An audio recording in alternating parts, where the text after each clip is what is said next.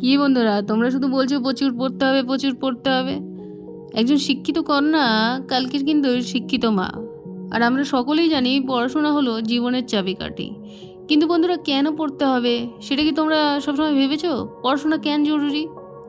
পড়াশোনা করলে জ্ঞান অর্জন করতে পারি, নতুন জিনিস আমরা শিখতে পারি এবং আমাদের দৃষ্টিভঙ্গি বদলাতে পারে। আমরা সমস্যা সমাধানও করতে পারি। পড়াশোনা আমাদেরকে দক্ষতা বাড়ায়, যেটা জীবনের সব ক্ষেত্রে কাজে লাগবে।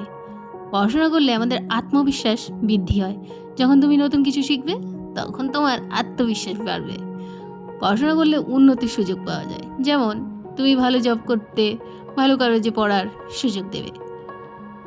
পড়াশোনা করলে আমরা স্বাধীনতাভাবে থাকতে পারি। পড়াশোনা তোমাকে স্বাবলম্বী করে তুলবে। কীভাবে পড়াশোনাকে আরও মজাদার করা যায়, এসব নিয়ে ভাবতে শুরু করবে। লক্ষ্য স্থির করা, কেন পড়ছো সেটা নিয়ে নিজেকে জিজ্ঞাসা করো। একটা সুন্দর পরিবেশ তৈরি করো, একটা শান্ত পরিষ্কার জায়গায় পড়াশোনা করো।